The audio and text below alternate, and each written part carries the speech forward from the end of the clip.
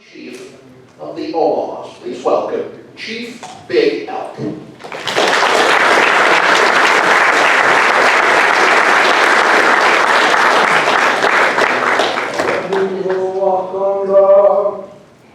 When they dwawani, wawawadi atadi hoiana, heneoe. Daddy Wakanda, when they dwawani, wawawadi atadi hoiana, hene. Wawawadi atadi hoiana, hene. Wawawediya daddy hoiana hene. Daddy ho Wakanda, Winnie dwawani. Wawawediya daddy hoiana hene oe. As indigenous peoples, before we do anything, we make an offering to Wakanda, the Creator, Great Spirit. Before I tell you a little bit about myself, it's always proper with our tribal introduction. Aho, Eweda Wangade, Ijaje, Wiwita, Ompa Tonga, Wejinste, Tom Wangadon, Hongashin, Tom Wangadon, Umaha, Kali. So to translate from our language, what I just shared, Ewedai, Wangade, it means all of us are all related. Aho is the greeting that we give. My name is Big Elk. I'm a member of the Wayne-Jeanste Earthen Clan. They'll call it the Elk Clan, but what it means is those within the tribe that must sometimes be angry. And we are the keepers of the tent of war and the pipe of war. Our duties annually for the tribe, for the people that move against the current, that's what Omaha means.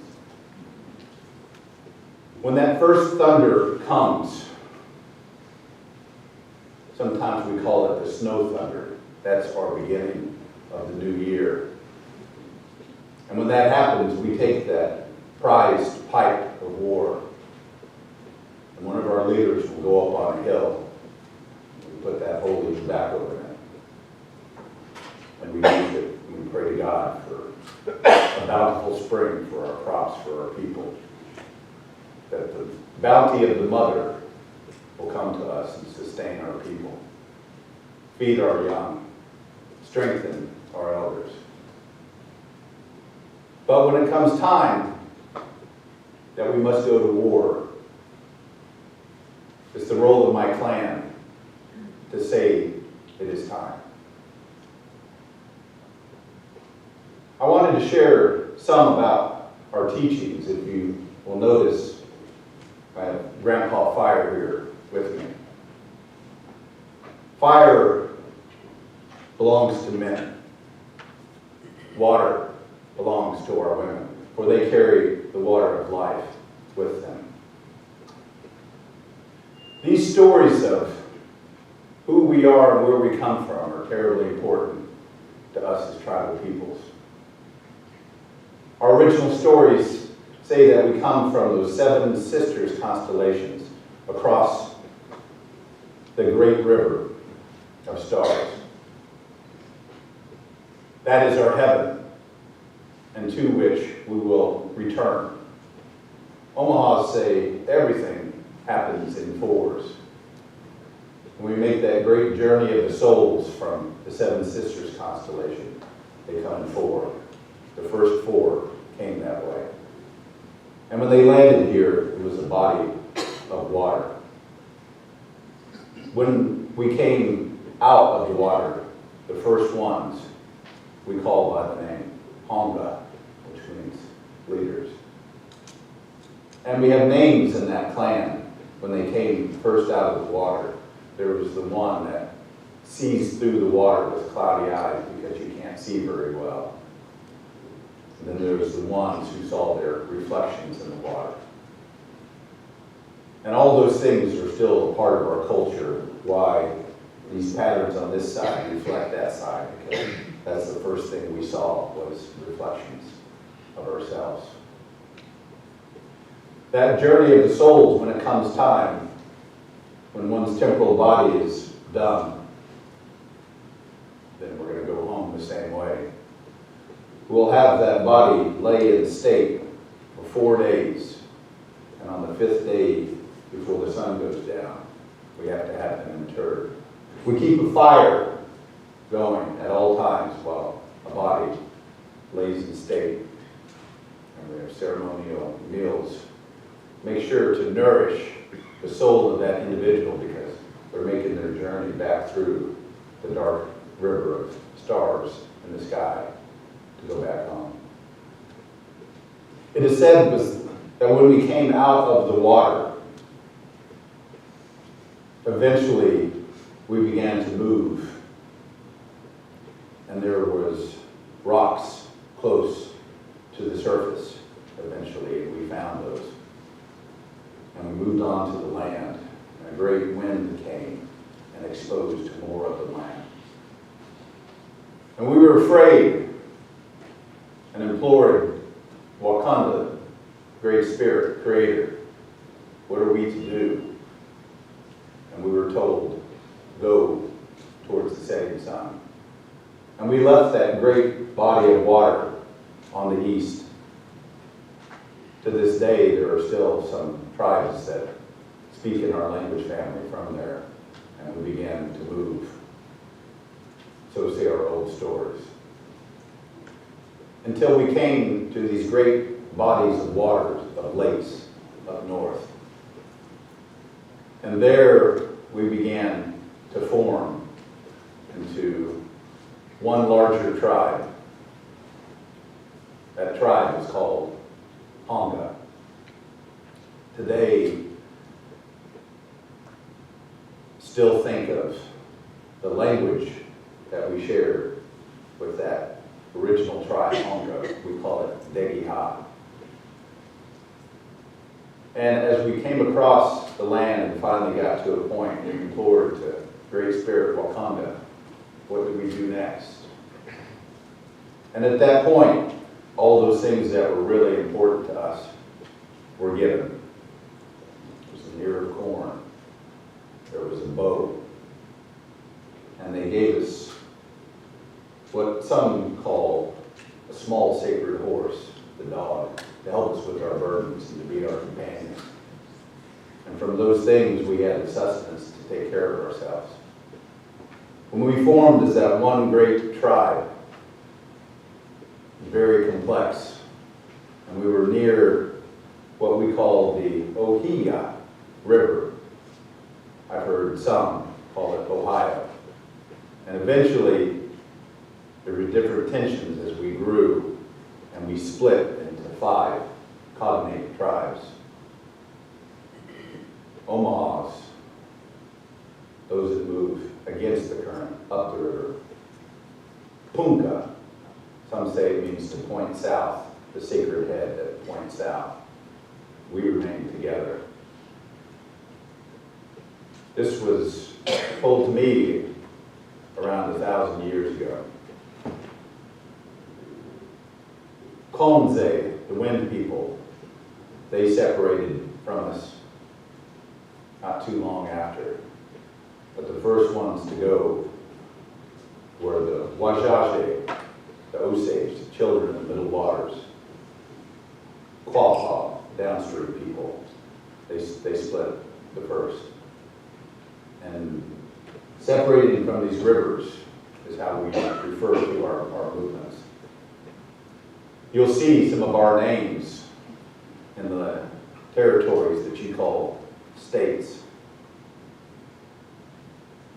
Nebraska, Nebraska, is our word for the Platte River. Flat water, or flat, broad stream. Kansas, Tomze, wind people. Pawpaw, Gachpaw, one of their words is Arkansas. Osages, close relatives to the Oto, Missouri. All those were the remnants of what came from my people. There are old stories about what happened to us as a large tribe. We were in a place where the Osages ended up residing in. That was close to a great, great city, a great indigenous city, over 1,000 years ago. And they built these beautiful earthen mounds, aligned to the stars in the sky, to that dark river. There were ceremonies and stories told about the great tree of life, the upper realm, ruled by the thunder beings and their messengers, the thunderbirds. And the roots of that great tree of life is the underwater watery realm, tied to agriculture, ruled by water spirits. Chief amongst them is the underwater serpent.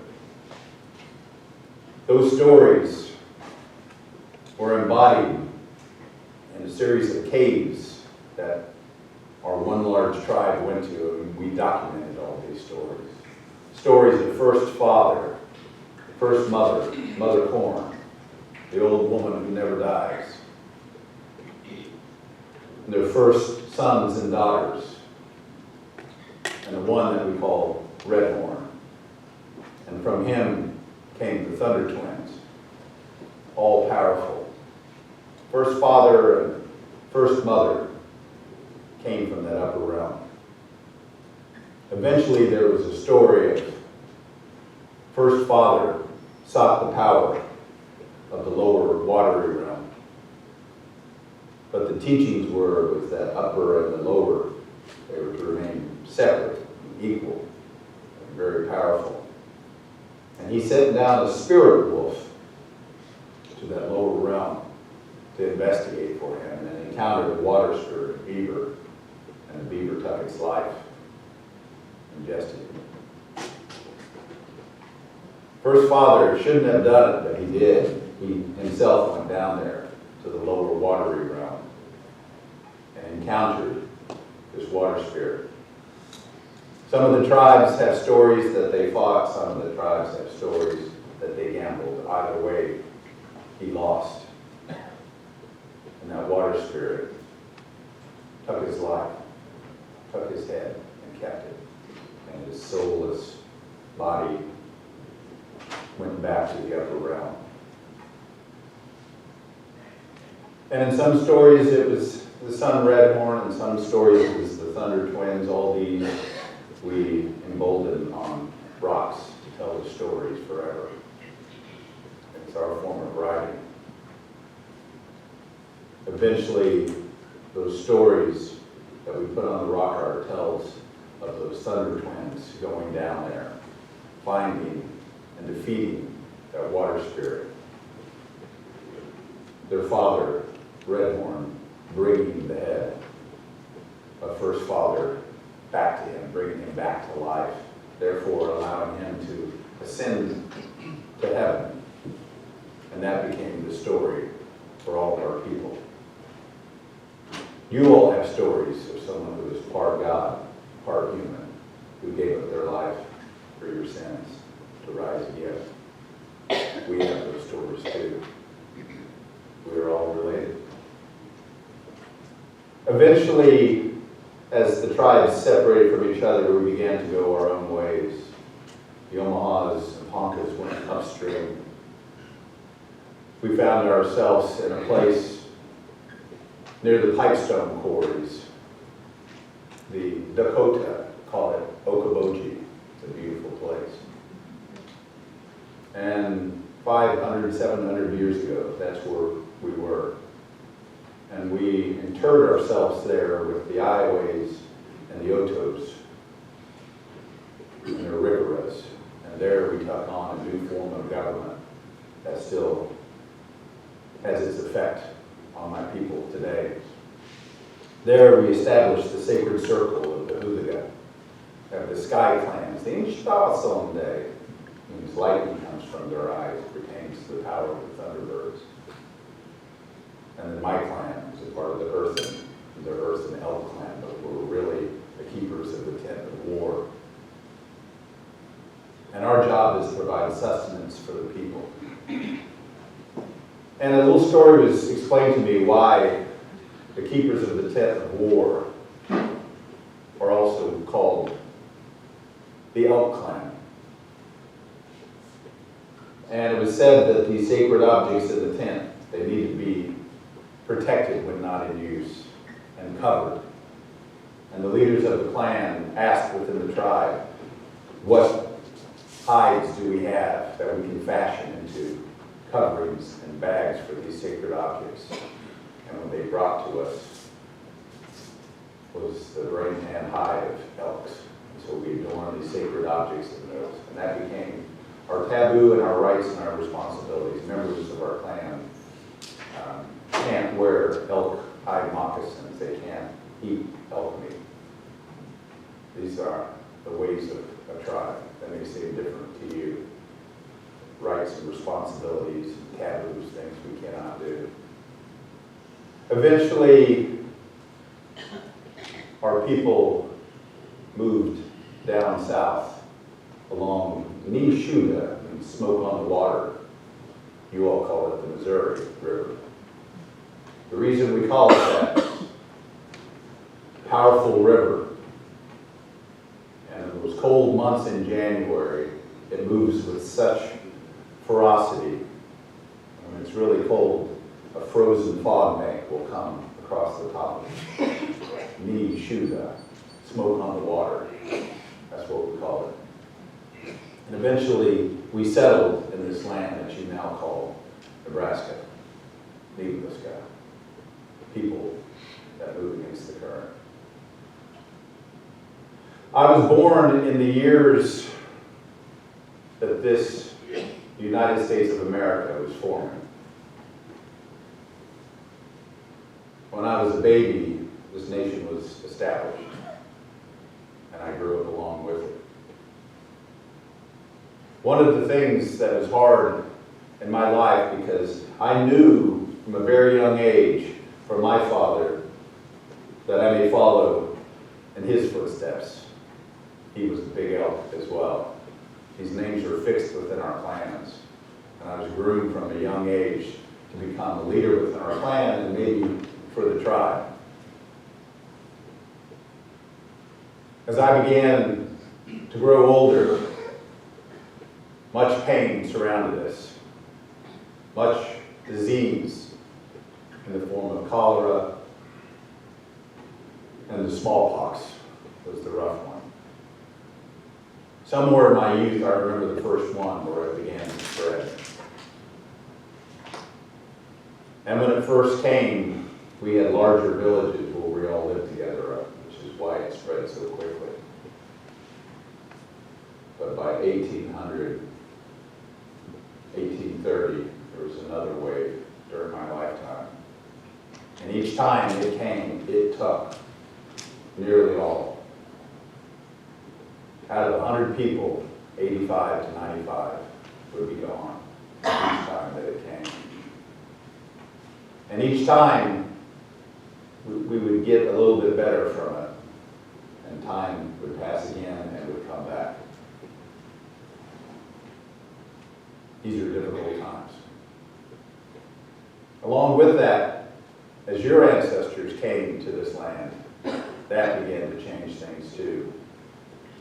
The plow, guns, germs, steel, all those things changed everything for my people.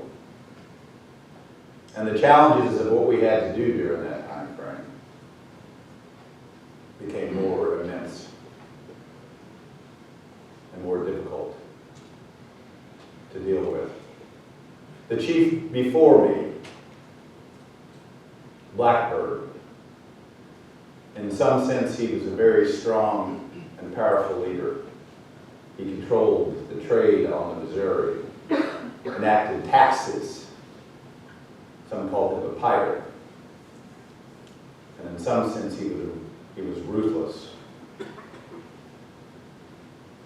He discovered some of the tyranny of what he saw from the white man.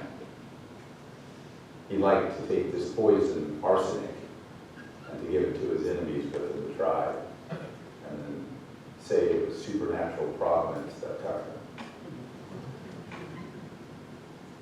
But in our way, we have natural law, and it wasn't surprising to some of us whenever that smallpox, those diseases, came very swiftly. And then it was up to the people to choose who would be the principal chief next. And in my 40s, around 1815, was the first time I became chief. And besides the smallpox, we began to see that the Americans and the American government were starting to see our relationship with bison, with people of the bison and people of corn. How important that was to us.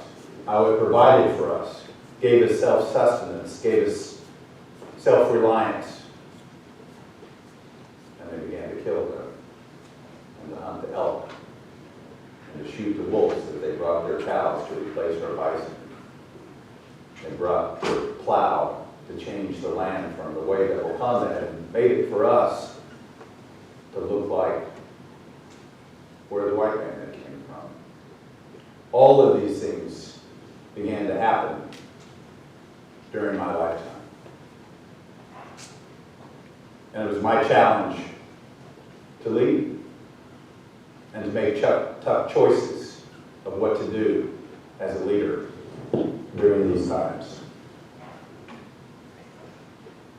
Lots of things began to change as we found ourselves in that area that the French called the Beautiful View, Bellevue. And as a leader, I admired your ancestors for the prowess and technology and the way that you adapted and survived in our lands. I admired you so much that even on my personal teepee, I was criticized much for my love and admiration of the ways of the white man. On my own personal teepee, I put those steamships, which are so important to trade, onto my own personal teepee. Like I said, many of my people didn't understand what I was doing. But I understood that it was complex, my role to help my people survive. I knew that things were going to change for my people. At that point, I didn't know exactly what it was going to look like, but things were going to be rapidly changing. And even though I knew how little some of the white people thought of us, the great white father, Thomas Jefferson, through Lewis and Clark, he shared these with a lot of our leaders. And as one of our leaders, I wear it today. In your Declaration of Independence, he called us merciless Indian savages. And on the one hand, he would send letters to us officially through Lewis and Clark. Tell my children that the great white father loves them and will protect them and will honor the agreements that we make. And then in private letters to Lewis, he would tell him, find out how many chiefs and braves and warriors they have. And if they don't give up their land, trade them more goods until they're in debt. And then they'll be forced to give us their land. 1820, 1826, 1830, 1836. Those were the treaties that I, as chief, had to agree to and acknowledge. We began to give up the land that was once ours. It was a great portion of Nebraska. And each of them is different, and sometimes we had different roles. In the Treaty of 1830, Treaty of Prairie-du-Chien had more to do with other tribes, but we had to acknowledge it. At that point, our fate seemed clear. I had several children, but ones that were important to me as chief beyond father, and 2 daughters, Meetime and Meebling. And I saw it fit for the good of my people to arrange marriages between my daughters and some of these traders. The French were good to us. They came in, they married into our people. They adopted our ways, they learned our language. Those fur traders married in and became a part of our tribe. Most of the white men were not like that. Lucian Fondell, I asked one of my daughters to marry him.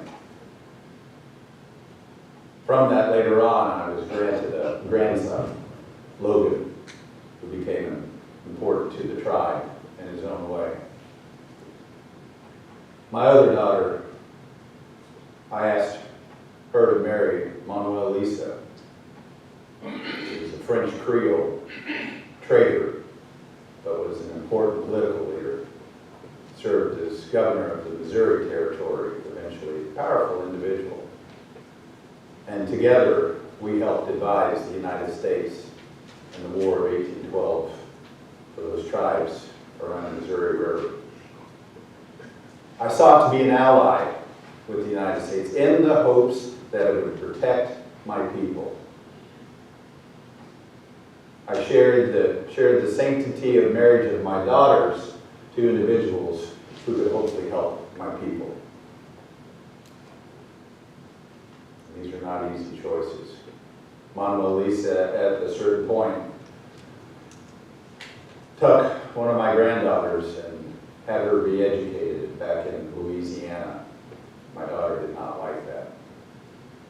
She fought for the little boy, her son, my grandson, to stay, and I supported her in that. These were all difficult decisions. Smallpox, each time it came, it was so devastating to the people that it nearly took all of our hope. But somehow we had to remain true to the sanctity of the teachings that were given to us. Be good to one another. Be kind to one another. Be helpful to one another. We are all related. Water is life. All of those things resonated in my mind as a leader. Ultimately, things were going to change quicker than what I thought and what I wanted them to be. I had many thoughts. I knew that the greatest portions of our lands were just north of Bellevue and what was looking like to become a great city by the white man. And I knew their thirst for the land was going to be too great. But as I was getting older, I knew I probably couldn't make it until then. And so as the last true hereditary chief, I understood the system. And my own son, Omaha Jinga, Big Elk, the younger, the little one, he was prone to intemperance, as you would say. And he didn't live as long as he should have. And he should have been my heir. But the Creator called him back home. I remember in a moment of suffering, I had to remind myself to suffer is to be human. And I saw one of my prized horses out in the field. I remember I had promised it to my son. Then gave, he was gone. And it hurt me because he should have been the chief of our people riding that great, wonderful horse.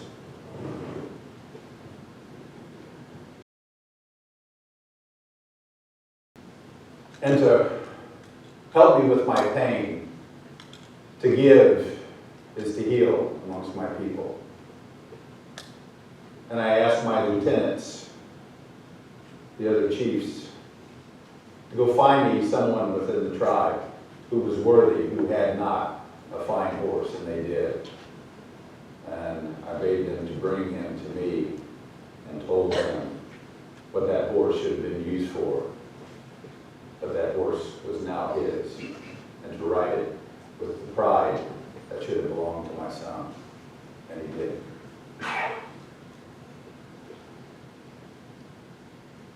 But I knew that we needed a strong leader.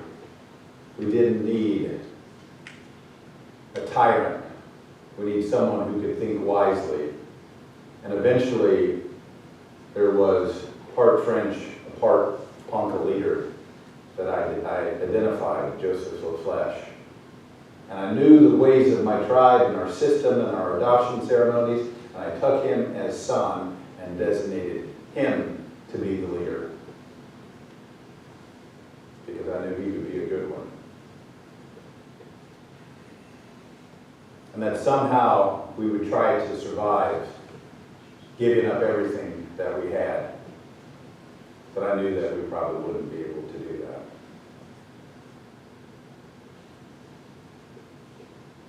And so much of my life was leading with a heavy heart,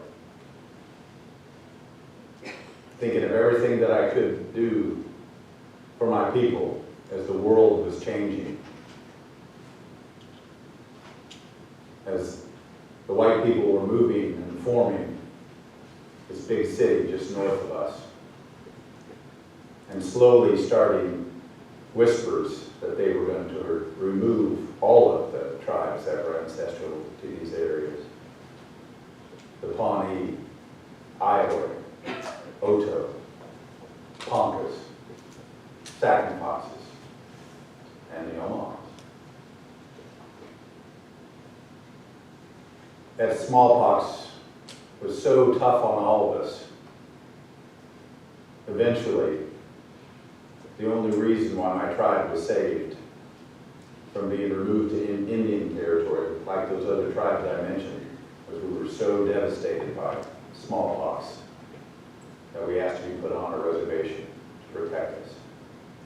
It's the only why we were the only ones not to be removed. As I was getting near the end of my life,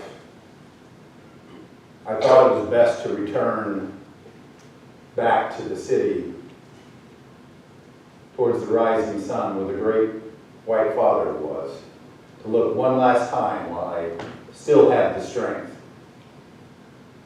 and to come back to my people and to report to them what lay ahead, what lies beyond. That's what a leader does. And so when I came home, this is what I shared with my legions. My chiefs, braves, warriors, young men.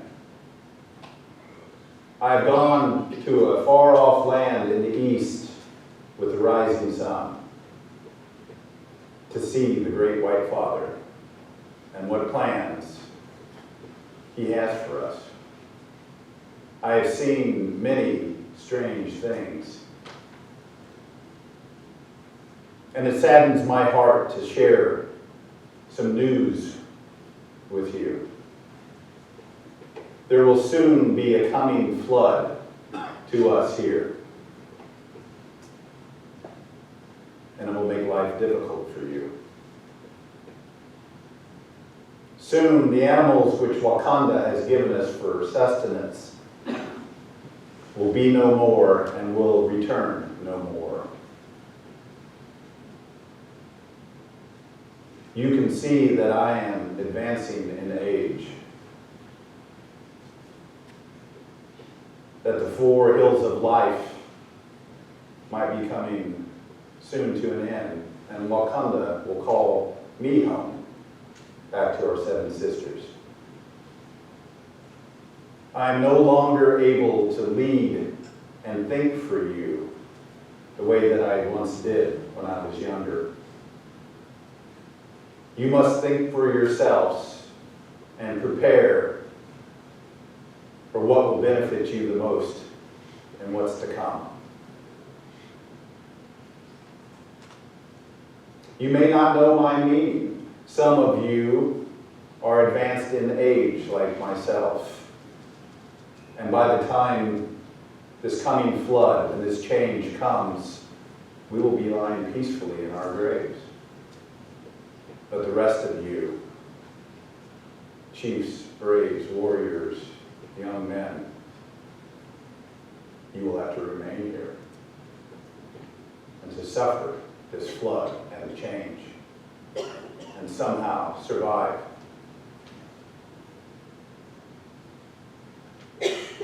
Ugikawade, Vaikigai, Kaho, be good to one another, be respectful to one another, help one another. For when this flood comes, you will need to remember what I have said to you to survive these troubles. Gategaho, Ayado. These are my words I have spoken. When the flood comes, bear in mind what I have said to you today. Remember and follow it. Soon, Wakanda will call me home. And when it's time, I don't want a noble grave in some grand procession, rolling music and thundering cannons. Instead, wrap my body in a buffalo robe and hoist me up on a slender scaffold to the heavens, to the whispering winds, and let my body soon be blown down to the earth. My flesh to be devoured by the wolves, and my bones picked up to be rattled by the wild beasts. Gategaho, Ayudo, I have spoken. If you have any questions for the chief, I'd love to answer them. Yes, sir. Did you ever meet Standing Bear? Yes. Ponkas and Omahas are the same people. He was a young man, about 30 years younger than me, but we had similar roles. Ponkas and Omahas, same people, separated by time, 200 to 300 years, but they always remained close to us. And I only knew the young Standing Bear, but he was quite a powerful leader. And he was a clan leader, as was I, but I went on to become the principal chief. White Eagle was the main principal chief that I knew that remained on when they came to their tough times later on. But he was a fine chief and a fine leader. Yes, sir. Earlier comment about the sayings on stone. Has there been efforts or methods of preserving those? Well, hopefully they will be there forever. It's the rock art that the old ones inscribed for us.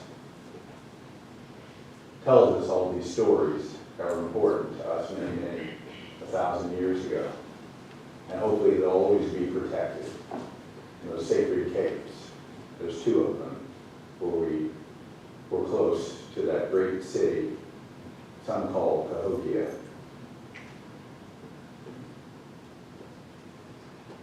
Yes, sir. You mentioned pipestone. What is the significance of pipestone to not only your tribe, but your companion tribes? It's infused with red ochre, which is the color of the clay of the first humans that were made and brought to life, as well as symbolic of the clay that when our souls came across that great river of stars and landed on this planet, is all water. Those first 4 souls of the shape of animals, and eventually one of them goes down into the primordial deep and brings the clay up, gives it to turtle to put on its back, its land, and the land is born out of that. So it's the same color as that clay that our bodies are formed of, that Creator God put life into us with. Yes? What do you do with that pipestone? In some cases, it's used for pipes, sometimes for effigies for important people. Sometimes it tells the stories of first father or first woman or red horn. Oftentimes we will break them up and put them into burials. In some cases, with the Omahas and those other tribes that interred themselves there to be guardians of that pipestone, we created tablets to tell some more of these stories, similar to the ones that were down in our sacred picture caves. And in some of them, they're calendar-like to mark important time frames. Yes? Did you take your people to a reservation? Not in my lifetime, but I saw it coming. I oversaw 4 treaties, the last one being in the late 1830s.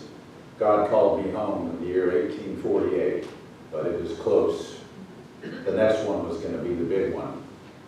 And that great city to become Omaha would come out of that. Is there a hand? Yes, sir. Was someone designated to be the keeper of the history, all the stories, to pass on to someone later? Was that you, or was it somebody else? We all have our duties within the tribe. I mentioned that Hulaga, those sky clans and the earthen clans, once a year around the harvest moon, which is the full moon in August, we come together and assemble as a tribe.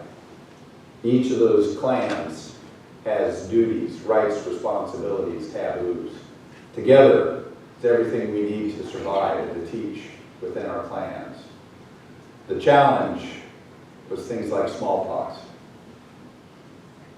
When 85 to 95 out of 100 are gone, it's hard to keep that going. But we maintained as much as we could through each of those waves. 1800, 1830 were the big ones that I saw that came in. The people were afraid to talk to each other, to come together for ceremonies or anything. But somehow, these core teachings, my hope as a leader was that 100 years later, 200 years later, they still understand some of these teachings. That's how a tribe works. We may not have the same type of written language as you, but I promise you this, a tribe is one of the most resilient designs that the Creator gave us. You can't kill us as a tribe unless you kill every single one of us. If not, we keep going and we keep growing and learning. Yes, ma'am. What was the content of your discussions in Washington? A lot of listening to speaking with a forked tongue. And I knew that already by my visits and by the treaties that had already been violated. But we did what we could to keep an alliance with the United States. That's why I helped in the War of 1812, was to bolster that relationship, to try to change things, to do what I could. Marriages of my daughters to hopefully find ways for our people to survive. Time for one more question. One more question, Anna. Who is the greatest threat to the Omaha Tribe? Disease. No other tribes? As we got weakened, historically we fought with Pawnees, Lakotas, but none of those skirmishes created nearly the enemy that was disease and smallpox, cholera, TB. That was what defeated us. The story that there were Indian wars and that we were defeated was only because of disease. And in more cases than not, like the Omahas, we begged to be put on a reservation to protect us and sign treaties to try to get the federal government to protect us. All right. Thank you so much. One more time.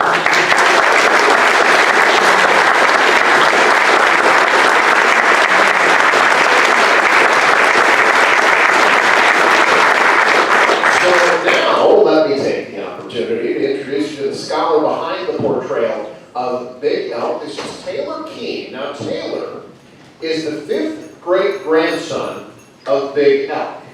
He's a full-time instructor at Creighton University and holds a bachelor's degree from Dartmouth College, a Master of Business Administration, and a Master of Public Administration from Harvard University, where he served as a fellow in the Harvard Project on American Indian Economic Development. He's also the author of Rediscovering Turtle Island, a First Peoples account of the sacred geography of America. He carries the name Bison Mane of the Earthen Bison Clan of the Omaha Tribe, the people who move against the current. He's also served on the Humanities Nebraska board. Please give a warm welcome to Taylor.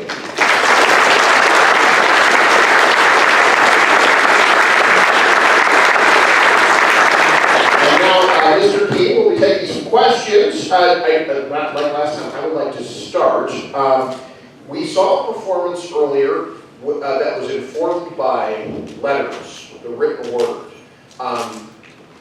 There isn't as much of that in this case. How did you, obviously you have the familial connection, but how much of this is stories that are passed down? Where does your research come from in preparing for a performance like this? This was difficult. I've been a Chautauquan for over 10 years, but when I was performing as Chief Standing Bearer of the Ponca, there was lots of things, including Joe Starita's book, I Am a Man, which pretty much laid out everything I needed. Big Elk, not very much at all. So at a certain point, there's been a bigger acknowledgement of my 5th great-grandfather, especially in the city of Omaha. There's some neighborhoods and streets way out west that acknowledged. Chief Standing Bearer's been acknowledged. And I knew I was a descendant, but it basically began with asking in the family what little people knew, because he was born in somewhere between 1770 and 1775, which is a very long time ago. And I reached out to some contacts at History at Nebraska. John Ludwigson wrote a great paper on the death and burial of Big Elk, because what little information was out there kind of contradicted itself. Like, where was he buried? When did he die? Actually, my dear friend Rob Zell helped me figure out where he was actually buried. And then I go out every year and spend time at where he was reinterred at in the Bellevue Cemetery. But as I met with Chris and Christy and shared some of these concerns that there's not a whole lot there, I was starting to get nervous. And even yesterday, Chris reminded me, he says, Taylor, you know what you're talking about with your people. Just be comfortable in that. And so that was, I just built upon all the stories that I heard. Within the tribe, the best thing that we're ever told is be all eyes, ears, and a little mouth. So, just listen. And so at this point, I'm 56 now, and I'm glad I listened. Thank you for the question. Who else has a question? Right here. How many Ponca and Omaha speakers are there left that can Ooh. fluently speak? And is it being passed down? The question is, how many fluent speakers do we have left? I don't know what the Poncas. I would be surprised if there were any fluent left. When I was younger, I remember down in southern Poncas that there were, and we had more of them up here with the Omahas, but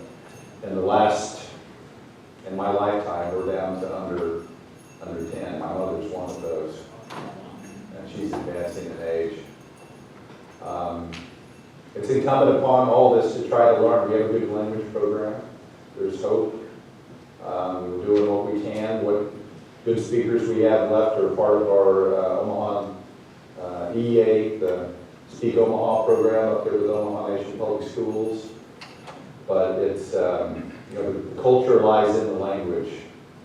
So I've done my best to learn to speak what I can, and I could have spoken more with this. Sometimes it helps me to get there, but I'm also watching the clock down there. So, to say it all what I can in Omaha and try to translate. And I can't say it all in Omaha, but I'm glad to know what I know. It's terribly important. Thanks for the question. In the back there. John Neidhart wrote, Black Elk Speaks. Mm-hmm. Did he actually exist? Black Elk? Yeah. Oh, yeah. He was Lakota. It's a profound work. It's challenging for me because Neidhart seems to be as celebrated as Black Elk, and he was a great writer. But you always wonder if things were lost in translation. Having said that, you should read it because his visions were amazing and inspirational, and I still personally love to read some of those stories about the Tree of Life and what he saw in his grand visions. It's just absolutely stunning. Yes, ma'am, in the back. Abigail Adams had smallpox vaccinations. Was that not shared or was it rejected? It was not implemented into Indigenous peoples nearly the way that it should have. Then the question becomes, was that intentional or not? Having said that, at the time frames, because I don't know exactly when that became available to the public, if it was Abigail Adams, it was plenty of time, right? Having said that, all of us, while all of our families were impacted by the pandemic, we survived. But I don't know, I can't speak for everyone, but in the end, none of us escaped it, right? Maybe some of us got lucky and didn't get it. It was the same with smallpox, unfortunately, for Indigenous peoples. Our immunity to that variant of cowpox from Europe. And it was a horrible death. Their body was covered in sores, and eventually you just withered away. So there were cases of inoculations, but not very many. And it was never enough to stop the devastation. And I think with those sort of race, and maybe even with some type of vaccine type inoculation or building some immunity, I think that works well with Caucasian peoples. But as soon as Indians got it, 85 to 95% of all Indigenous peoples, and where they were concentrated. And my research looked at the very conservative 50% of the people would die. I mean, there's nothing else like that. So that's the one thing you can't get around, is the role of disease on Indigenous peoples in the history of this country, because that's what changed everything. Down front here? Do you have any visual drawings or anything that would give you an idea of what your predecessors look like? Sure. Like how far back do you have something? Oh, yeah. And do you look like your? I wish I had he certainly wore the medal. He often is portrayed, there weren't that many portraits. Chris, maybe you can tell me, his important one, was that a Charles Bird King, do you know? The one that, there's one in the Jocelyn Museum in Omaha that's up there, but there were different renditions of that. But yeah, I'm taking some silly pictures for social media, but I'll go up to the picture. I think I look like it. In some of the threads that we. Oh, is there yeah. an image of- If you look on the program. He often wore a buffalo robe, and I have one. And I was telling Chris that it was so heavy, I must have been a winter kill robe. It felt like it weighed 40 pounds. I was like, even this is hard. But I tried it on, put it on, I was like, whoa, that's a wintertime thing. Yes, sir. One more, right here. What is the membership of the tribe, Omaha Tribe now? What do you consider to be Well, since the 1950s was sort of the bottom when all the socioeconomic indicators were the worst, starting in the 1970s, we began to take care of our health and welfare better and have grown. Barbara, are we around 7,000? 7,000, yeah. So that's citizens, and there's blood quantum requirements and all of that, but we're a healthy tribe. How many full bloods?